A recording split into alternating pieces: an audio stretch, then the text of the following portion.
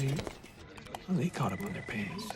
Another 30 days late. LTV 95, LTV 90. They caught up on their 60 pants. days late. Jesus, will when is LTV 110? I've never heard of that. 30 days late rated adjustments. 7 rated adjustments. LTV 95. Jesus. I found something really interesting.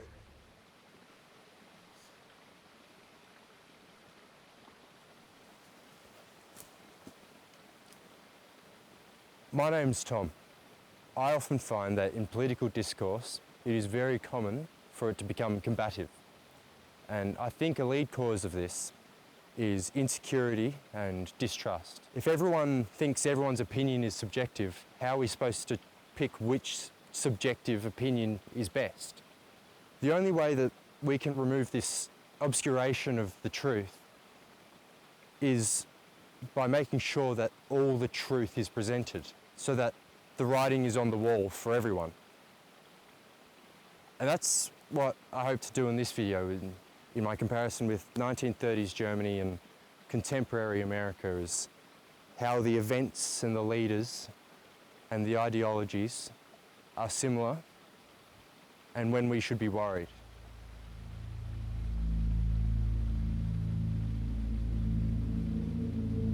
Germany, 1928. Hitler's Nazi Party was floundering. It had less than 3% of the vote.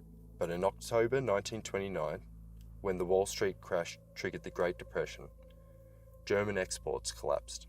Unemployment jumped from 1.3 million in 1928 to over 6 million in 1932. Hyperinflation devoured the middle-class savings. By 1932, Hitler is a household name. Not because he changed or improved or bettered the world, but because the world worsened. Desperation became his platform.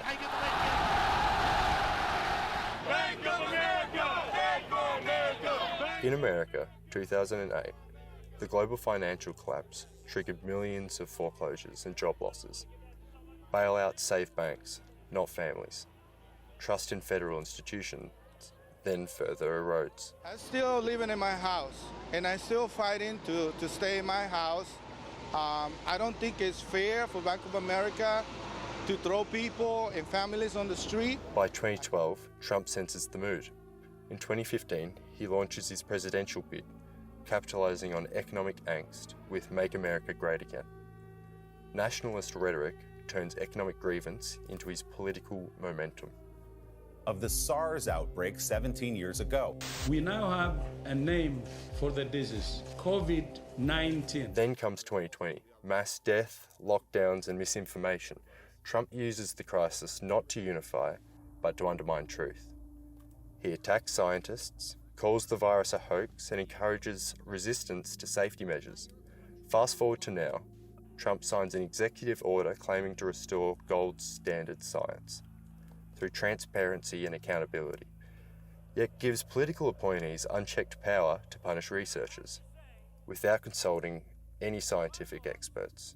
I'd be a very gracious loser. Scientific truth becomes a partisan weapon, and here, Germany seems all too similar. Both crises are real, but the responses are about power. For the Nazis, the Depression justified authoritarian consolidation. For Trump, COVID became a crisis of trust. If you can't believe your doctor, your media, or your neighbour, you can only trust your leader, your movement, the myth of your leader.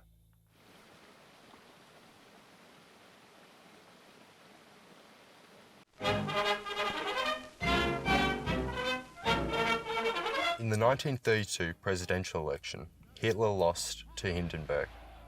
But he gained something more powerful than the presidency: momentum.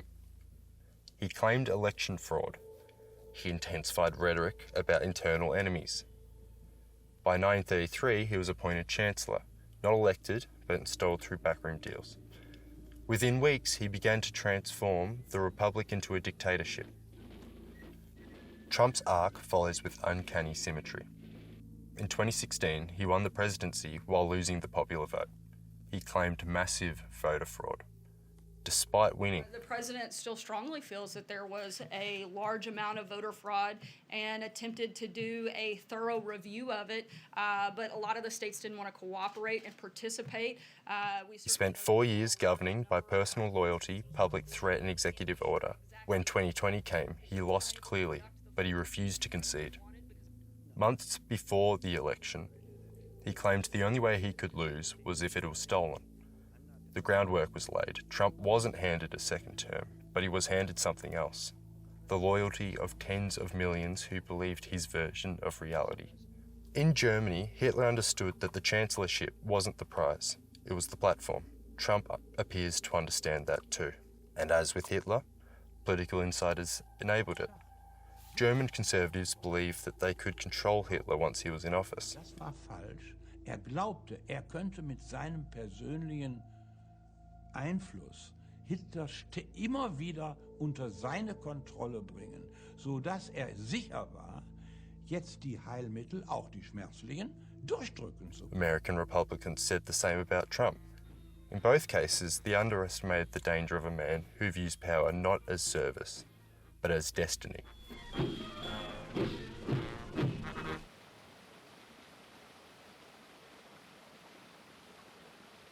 On the 27th of February 1933, the Reichstag building burnt.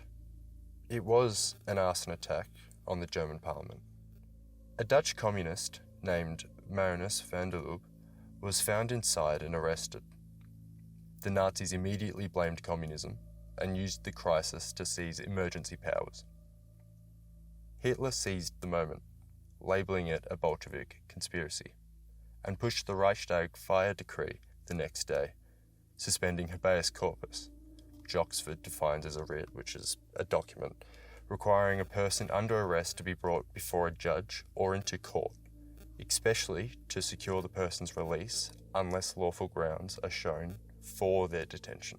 Freedom of press, which Merriam-Webster defines as the right of newspapers, magazines, etc., to report news without being controlled by the government. All three of these things were suspended, and within weeks, over 4,000 political opponents were arrested. The pretext? National emergency. January 6 in 2021 stands as a violent rejection of democratic process. It wasn't manufactured in the same way the Reichstag fire may have been, but it served a familiar function. Trump had spent months claiming the election was stolen. When courts, recounts, and Republican officials refused to lie for him, he turned to his base. The Capitol riot was not orchestrated in secret. It was planned in public.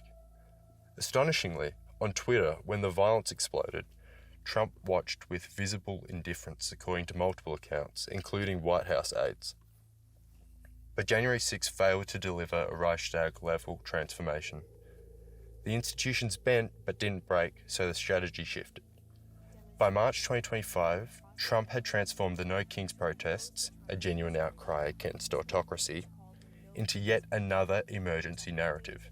He floated invoking the Insurrection Act, an authority used only a handful of times in modern history, and has already deployed thousands of National Guard troops and hundreds of Marines. Communications Director Stephen Cheung denounced the demonstrators. The so-called No Kings protests have been a complete and utter failure with minuscule attendance. It is sad Democrats and Liberals would rather support criminals and illegals instead of celebrating the 250th anniversary of our great US Army and Flag Day. By branding peaceful critics as criminals and illegals, this rhetoric not only dismisses legitimate grievances, but deepens political fractures, echoing the same playbook used to justify emergency powers after the Reichstag fire. Despite the ACLU estimates that more than 5 million people took part in roughly 2,100 No Kings protests nationwide, underscoring that this was no fringe uprising but a broad-based demand for accountability, the White House lied and said it was a failure, attempting to suggest it's just a small band of criminals who hate America and our great US Army. Sound familiar? The Nazis called the Reichstag fire a Bolshevik plot to destroy Germany. Trump called the No Kings protests an insurrection designed to strip him of rightful power. Both seized chaos to justify control. The Flag Day, $45 million celebration inciting the No Kings protests, presenting a perfect illustration of strategic ambiguity. It's a parade marking the 250th anniversary of America's armed forces, a completely legitimate and ostensibly apolitical celebration. At the end of the day, it is just a coincidence that the date also happened to align with Donald Trump's birthday. There is no concrete evidence that the parade was orchestrated solely as a tribute to Trump, and it's kind of inarguable to suggest that. But according to a few news sources, some administration officials referred to it as Donald Trump's birthday parade.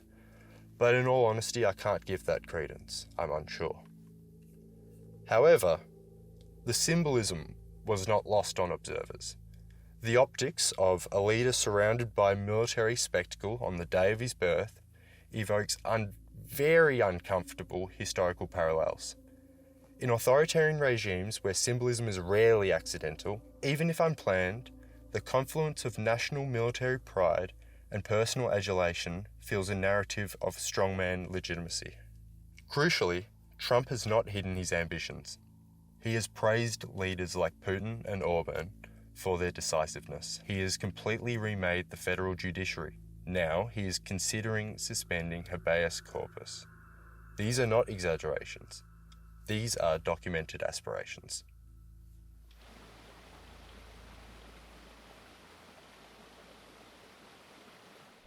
Germany, 1933. When Hitler took power, the Nazi propaganda machine didn't invent nationalism or anti-Semitism, but it weaponized them. Joseph Goebbels, appointed Minister of Propaganda, understood that repetition was more powerful than evidence. Within months, dissenting newspapers were shuttered, radio, then a cutting-edge mass medium, became state-controlled. Textbooks were rewritten.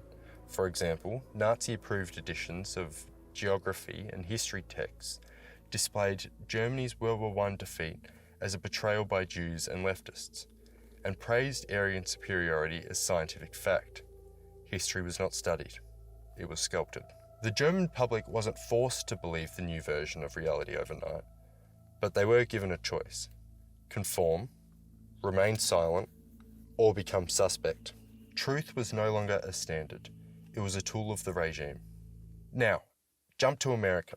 We are extremely proud of the quality, balanced journalism that CBS 4 News produces. But we are concerned about the trouble and trend of irresponsible, one-sided news stories plaguing our country. For decades, partisan media has existed, but Trump accelerated partisan media into something more potent, a parallel reality.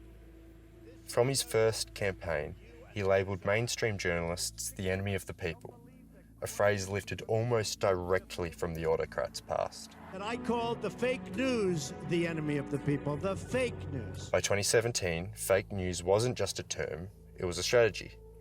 Any inconvenient report became disinformation. Trusted institutions from the FBI to the CDC were cast as corrupt. Algorithms did the rest. As social media fractured the public sphere, Trump's message needed no ministry of propaganda. It needed only repetition and rage. But it escalated. By 2020, during the COVID-19 pandemic, the Trump administration began actively controlling public health messaging. Scientific findings were suppressed or rewritten. Dr. Anthony Fauci received death threats, encouraged by Trump's vague suggestions that he wasn't always right. There have been everything from harassments by emails, texts, letters of myself, my wife, my 3 daughters. There have been credible death threats leading to the arrests of 2 individuals, and credible death threats mean someone who clearly was on their way to kill me. Trump has also launched his own social media platform, Truth Social, in response to the mainstream media bans, a move echoing the Volksempfänger, the People's Receiver, a radio strategy of the Nazis, which distributed controlled propaganda to every German home. But instead of a free radio, Trump offers a $500 smartphone plus $47.45 a month, a luxury truth device wrapped in nationalist branding. And by 2025, under Trump's second admission, information control has matured into policy. Government communications are filtered through partisan loyalty. Journalists who challenge the narratives are denied access or labelled seditionists. According to leaked memos, a new White House directive requires all federal agencies to clear public statements through a central review board, nominally for clarity, in practice for ideological alignment. And now recently, the Trump administration restricts CDC research and messaging with layers of oversight, more political appointees to restrict CDC research. This is the turning point when reality itself becomes negotiable. Truth under authoritarianism is never an accident. It is moulded aggressively, shamelessly, and often lucratively. And the playbook isn't limited to Trump himself. Allies and political imitators used the same tools. Robert F. Kennedy Jr., initially dismissed as a fringe candidate, now commanding millions in donations, published the so-called Maha Report, Make America Healthy Again, a 2024 white paper positioned as scientific proof that lockdowns were part of a globalist plot. The problem? Several of its most inflammatory claims were supported by citations to studies that do not exist. The report cites a Stanford meta-analysis on vaccine-induced fertility that no Stanford department has confirmed publishing. Critics have also noted numerous footnotes references either unpublished materials or misleading interpretations or fabricated sources. This wasn't sloppy, it was strategic. A fog of half-truths designed to exploit scientific illiteracy and further erode public trust. This mirrors Goebbels' tactic in Nazi Germany. Flood the zone with so much noise that the average person stops trying to tell real from fake. Distrust becomes the default.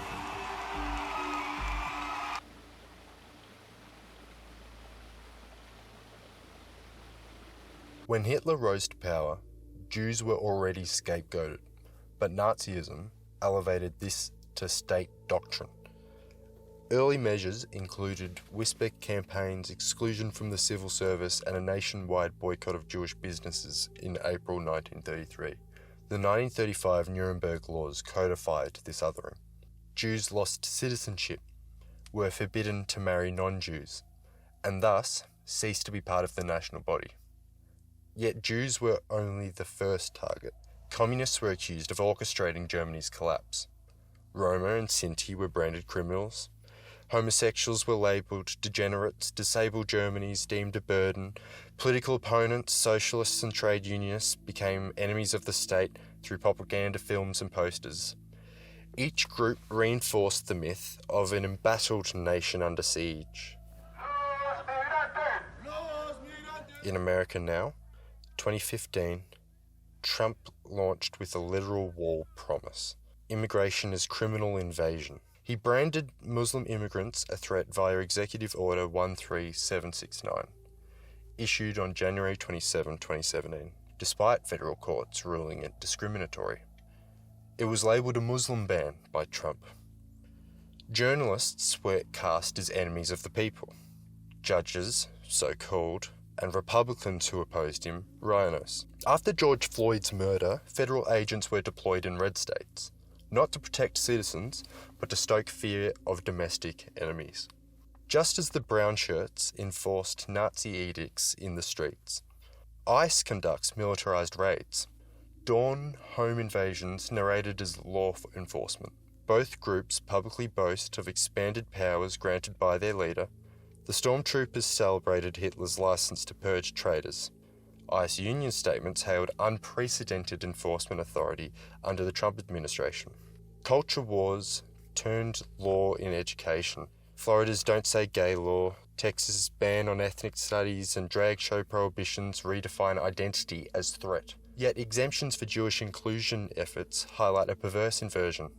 MAGA's anti-woke crusade spares one group while condemning others. Hitler's other was anyone not Aryan. Trump's recent change to Judaism and assistance to Israel genocide and Jewish DEI, whilst being strongly against all other types of DEI, may suggest Trump may be a reverse Nazi. His others range from migrants to librarians, different names, same mechanics, divide the populace, claim singular identity, and punish dissent.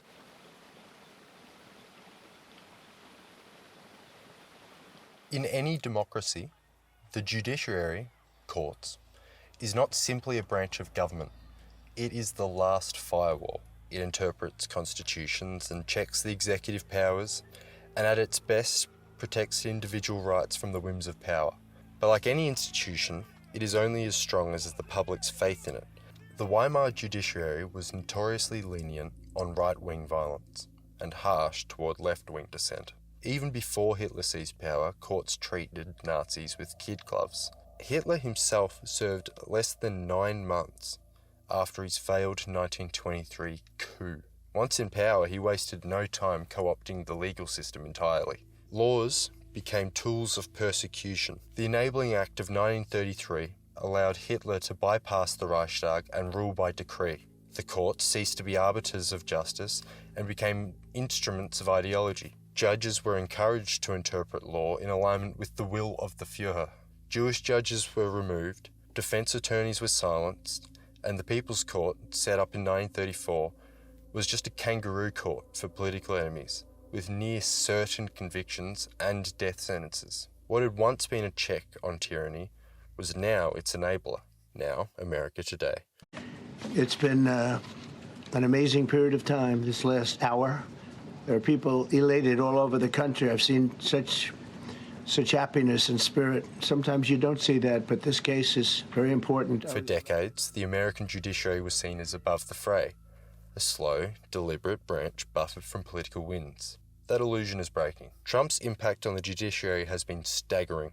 Over 4 years, he appointed 234 federal judges, including 3 of the Supreme Court justices. With the help of the Republican Senate that rushed confirmations while blocking Obama nominees, many of these judges were young, deeply conservative, and in some cases deemed not qualified by the American Bar Association. Their appointments were often orchestrated by groups like the Federalist Society, which promotes a rigid, originalist interpretation of the Constitution, one that often favours executive power and limits civil rights. Trump has made no secret of his belief the judiciary should be loyal to him. He routinely attacks judges who ruled against him, referring to an Indiana-born federal judge as Mexican and calling the judicial system a laughingstock. His rhetoric has grown more incendiary post-presidency. He has called for judges overseeing his criminal cases to be prosecuted, and he recently floated the idea of eliminating judicial independence altogether, proposing that presidents should have the power to direct or overrule court decisions. In a move chillingly reminiscent of authoritarian tactics, Trump has used his platform and now his presidential stand to incite harassment against prosecutors, judges, and jurors involved in his trials. He posted inflammatory messages about Judge Juan Merchan and Special Counsel Jack Smith, prompting threats so severe that the FBI had to intervene. And called them a grave threat to democracy, when the judiciary is the only thing that prevents the president from having all 3 branches of the government. Honestly terrifying if he continues this war on the judiciary. These aren't outlier moments. They are part of a sustained effort to delegitimize the courts and shift power to the executive. The echoes of Germany are uncomfortable. In both cases, charismatic leaders, frustrated by legal constraints, framed the judiciary as corrupt, partisan, or disloyal. In both cases, legal institutions were overwhelmed, first by political capture, then by public distrust. We've already seen unprecedented moves. Trump's demand for total immunity for crimes committed while president, including the theoretical murder of political opponents. He's vowed to appoint a special prosecutor to go after Biden and the entire Biden crime family. He's promised to fire or sideline civil servants who aren't loyal to him, and his support for Project 2025, a sweeping plan by the Heritage Foundation and others to reshape the federal government into a tool of executive power, stripping protections for civil servants and centralising legal authority in the Oval Office. More alarmingly, Trump has indicated he may invoke the Insurrection Act, deploying military force on US soil without state consent. Constitutional scholars warn that this, paired with his authoritarian ambitions, court-stacking efforts, could destroy the very fabric of democratic governance, especially considering that he's already gone ahead and put military force on US soil without state consent.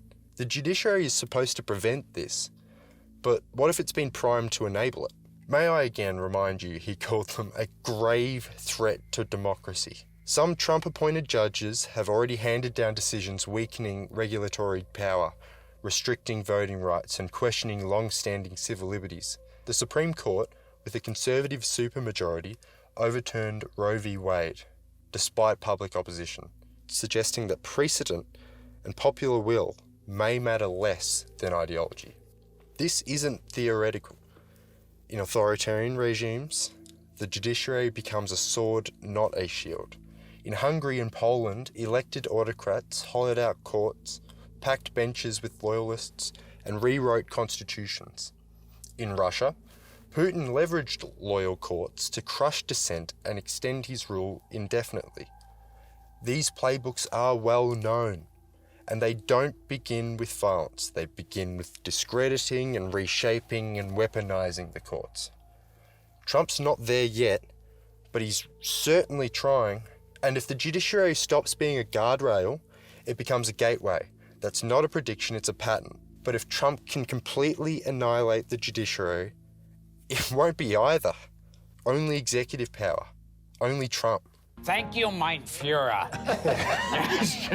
Only Gilbert can say that. Only Gilbert could get away with it.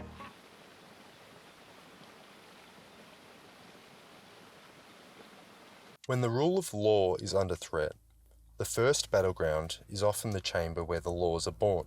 In authoritarian surges, debate gives way to fear, and ballots to bullets. Within days of the Reichstag fire, Hitler unleashed the SA.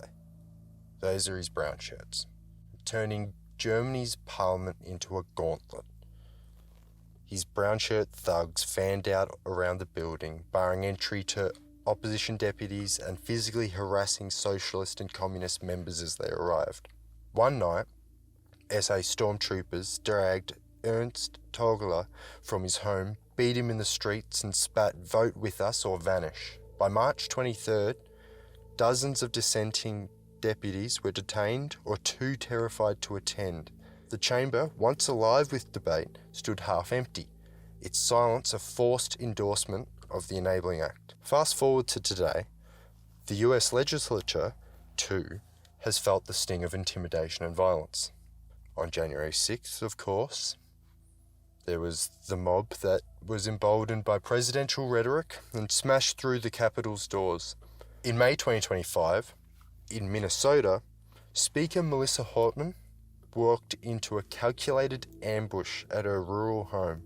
Vance Luther Bolter fatally shot Hortman and her husband, and he also wounded another legislator and spouse, and had plotted further attacks on 2 additional lawmakers' residences. His premeditation, detailed schedules, property blueprints, exit strategies mirrored the organisation of political terror, turning private homes into front lines. Recently, one of the New York City mayoral candidates, Brad Lander, was handcuffed by ICE agents for escorting a defendant from immigration court. Video shows men in plain clothes leading Lander, a public servant, into custody on charges he assaulted law enforcement and impeded a federal officer. Lander was released hours later, denying the accusations. His public arrest underscores how ICE operations increasingly entangle elected officials, mirroring SA tactics that targeted deputies rather than mere dissidents. And for seemingly zero reason, but his policies, he believes Zohran Mamdani, the democratically elected mayor of New York, should be arrested, denaturalized, and deported. Both in Berlin And in Washington, the tactic is identical. Weaponize fear to hollow out representative bodies. SA men gloated in barracks that Hitler gives us license to punish traitors. And similarly, an ICE union official declared, "The President's policies have empowered us to carry out our mission without restraint." A chilling echo of unchecked authority that turns enforcement into intimidation. In Nazi Germany, the brown shirts wore their uniforms as badges of authority and enforcing this ideology with clubs and guns. In modern America, ICE operates with a similar swagger, with tactical gear and armoured vehicles and raiding teams that storm homes at dawn. Under Trump, ICE unions praised expanded deportation mandates as unprecedented enforcement power, celebrating new directives with rally cries reminiscent of SA triumphalism. In both systems, these paramilitary forces function as the regime's muscle, intimidating not just criminals, but citizens and legislators alike. Plainclothes cops doing what they want is so unbelievably dangerous. Current scenario, people start pretending to be cops and easily getting away with it because people seeing plain clothes will now be forced to assume they can be cops. The nuclear scenario, though, is that this is the pathway to allow Secret Service operatives. I mean, to be honest, other than them verbalising their ICE, I am struggling to see a difference. And especially considering recently, as Trump has been bragging about, and for some reason Americans are proud of, but I think would just be absolutely terrifying, is that America has put more money into ICE this year than most countries put into their military. Clearly, something bigger is going to happen. I don't see the difference between ICE and the brown shirts.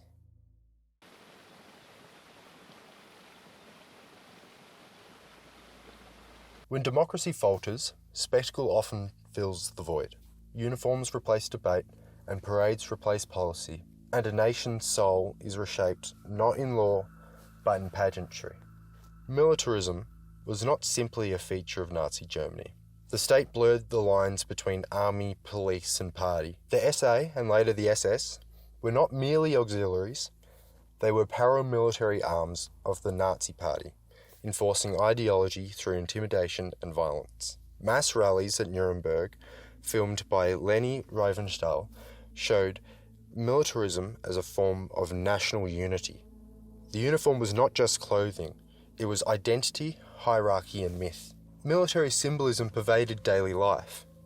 Children in the Hitler Youth were trained in drills and discipline. Political opponents were rounded up by men in boots and leather coats. The message was clear. Might makes right, and the state does not negotiate. Trump's America has not yet seen brown shirts marching down the street, but the aesthetic and function of militarism is unmistakably present. From the moment Trump descended the elevator in 2015, his politics were laced with authoritarian symbolism. As president, he ramped up the defense budgets, celebrated law enforcement as untouchable heroes, and increasingly used military and police forces not as neutral institutions, but as tools of executive will. One of the clearest examples came in June 2020, during the George Floyd protests. Peaceful demonstrators near the White House were forcibly dispersed with tear gas, so Trump could stage a photo op holding a Bible in front of St. John's Church. The optics were militarized. Federal troops in unmarked uniforms and helicopters hovering low and crowds pushed back by force. The goal wasn't safety, it was dominance. This was followed by repeated threats to invoke the Insurrection Act, which would allow him to deploy military forces. While not enacted, it was deployed, and protest can now be met with war footing. It's an unmistakable precedent he has now set. He has now labelled the No Kings protesters traitors, the kind of language that once justified arrests and executions. This is where history begins to rhyme. The Reichstag fire in 1933 was not orchestrated by Hitler, but it was exploited by him. He used the panic to declare emergency powers and passed the Reichstag fire decree, dismantling civil liberties under the guise of national security. In the same fashion, Trump seeks to turn opposition into pretext. Protest becomes proof, and resistance becomes treason. The No Kings protests were about authoritarianism, not anti-Americanism. But Trump's response sought to conflate the two. The implication being disagreeing with him is disagreeing with the country, and disagreeing with the country is sedition. That's militarism, not just in form, but in philosophy. The difference between Germany and America isn't method, it's degree. America still has some checks and resistance and satire and independent media, but the playbook is being tested, and militarism is more than soldiers and tanks. It's a worldview, one that seems to be growing. And that, historically, is the road to war, not just abroad, but at home. Not with weapons, but with silence.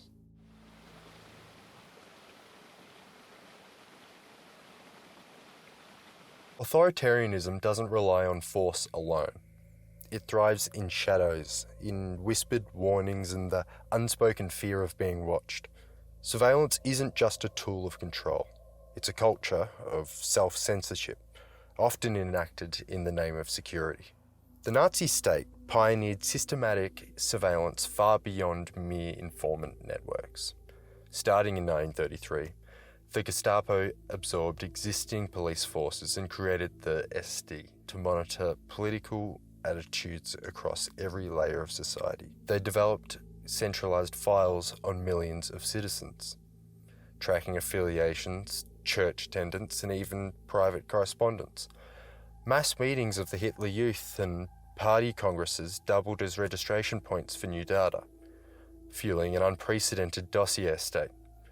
Surveillance was not an afterthought, it was an administrative infrastructure integrated into schools, workplaces, and neighbourhoods. The US surveillance today is more sophisticated and hidden. Post 9/11 expansions like the Patriot Act and PRISM opened mass metadata collection. Yet the linchpin is Palantir Technologies, America's modern Big Brother with CIA roots.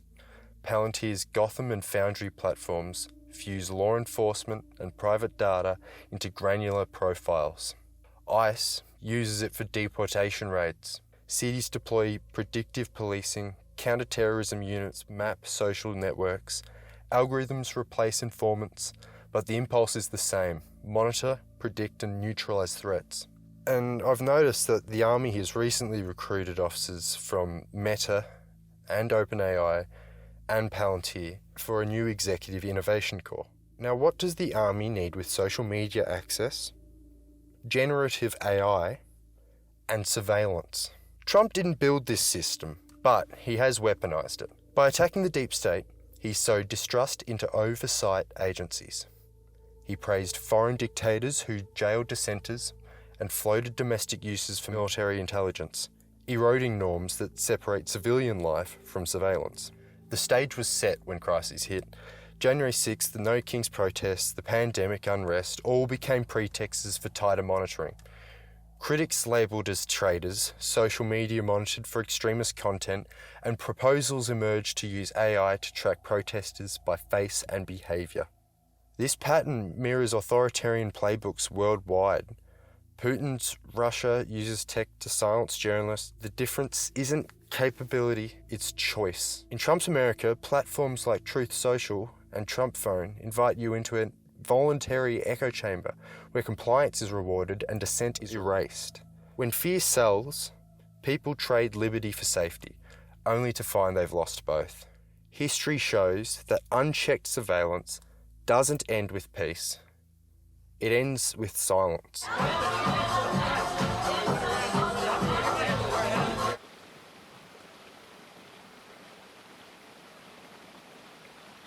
Throughout history, authoritarianism has relied on fear, division, and the corrosion of institutions. But history also tells us that resistance is possible, sometimes even within the lies and shadows. Despite overwhelming propaganda and persecution, in the late 1930s, pockets of resistance persisted. The White Rose Group, university students handing out leaflets, spoke truth to power at great personal cost. Some clergy openly denounced Nazi crimes. Foreign embassies provided safe havens to Jews.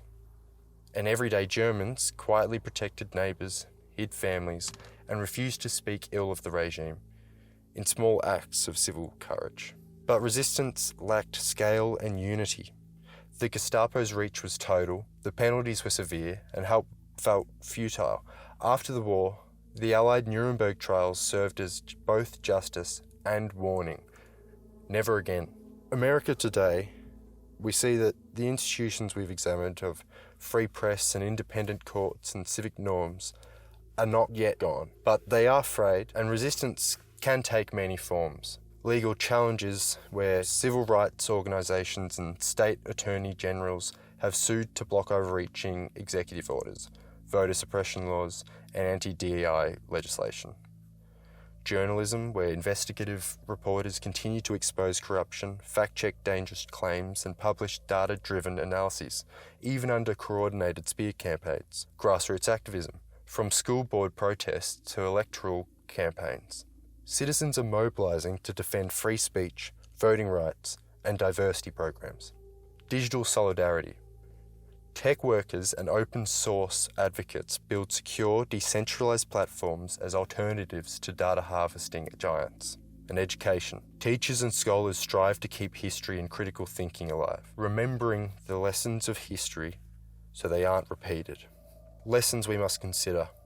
Institutions should be guarded but not romanticised. They depend on public trust and daily vigilance. Truth should be defended by supporting independent media and science.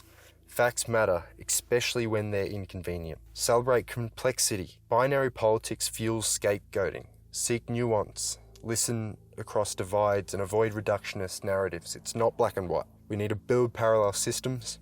Civil society with local journalism and community networks all can serve as counterweights to centralised power. And speak out. Silence is consent. Even small actions, sharing reliable information, attending a meeting or voting, matter.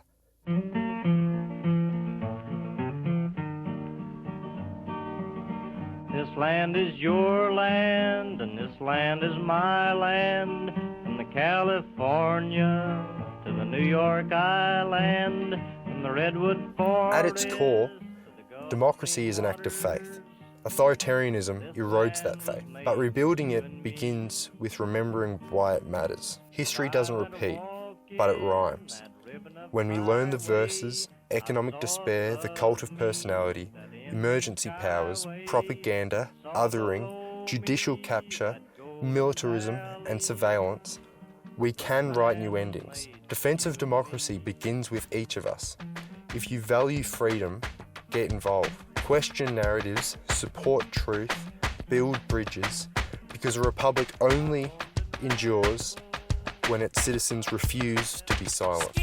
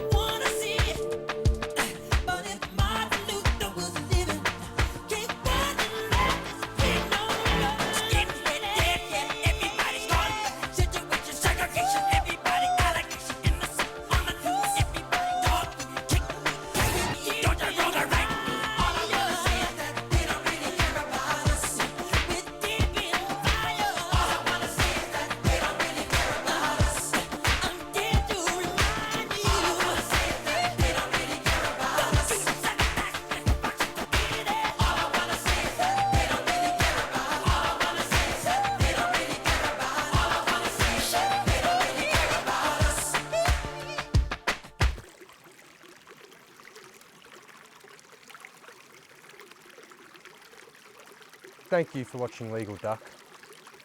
It means a lot to me. It would mean a lot to me if you subscribed or liked or comment. But it would mean the world to me if you were to just talk about it. Democracy lives on through dialogue. Democracy lives on through talking. Don't let democracy die. And I'll leave you with one more thing. If you've ever wondered what you would do in Nazi Germany, you're doing it right now.